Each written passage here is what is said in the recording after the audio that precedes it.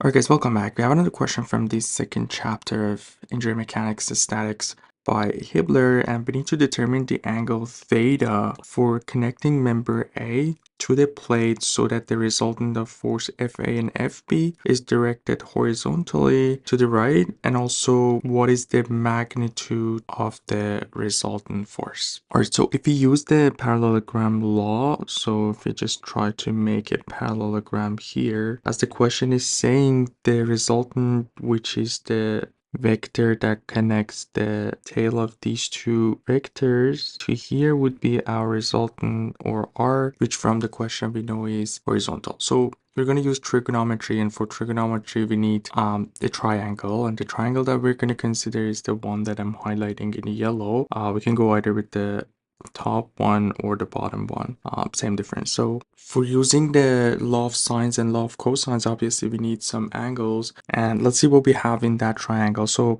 the given that we have in the question is this angle is 40 degrees, and because this is perpendicular, this angle right here would be 90 minus 40, which is 50 degrees. And if that one's 50 degrees, this angle right here is 50 degrees. So we found one of the angles. Also, if we look at here, we have the top angle theta. This will be 90 minus theta. In this triangle, we know this side is 8 kilonewton and this side is also 6 kilonewtons. So now if we use the law of sines, we have sine of 50 degrees over 8 kilonewton equal to sine of 90 minus theta over 6. So from here we can find sine of 90 minus theta, which is basically 6 sine of 50 degrees over 8. And if we just do the sine inverse, so 90 minus theta is equal to sine inverse of this value, which is 6 sine of 50 degrees over 8. Let's calculate this. So sine inverse of 6 sine of 50 degrees divided by 8. So this is going to be equal to 35.1 degrees. And keep in mind that what we are looking in here is theta. So theta would be 90 minus 35.1.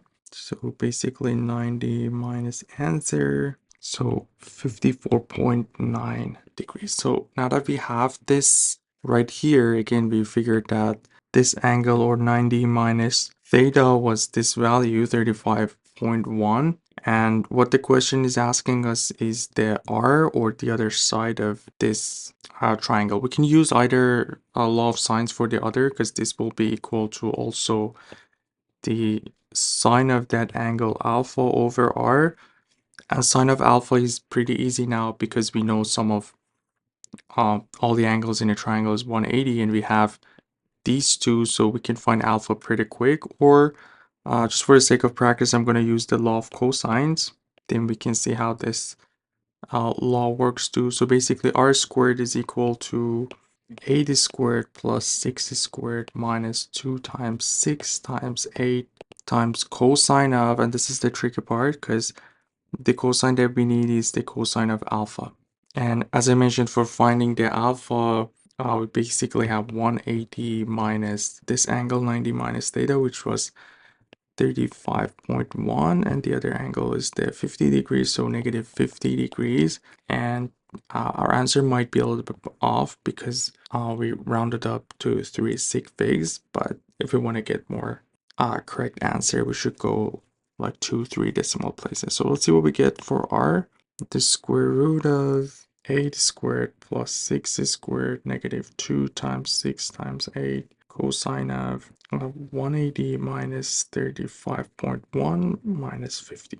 And yeah, that's going to give our R 10.4 kilonewtons. And we figure out the theta, we figure out the magnitude of the resultant, and yeah, that's pretty much everything for this question. Hope everything was clear. Let me know if you guys have any questions. You guys take care. I'll see you in the next video. Have a good one.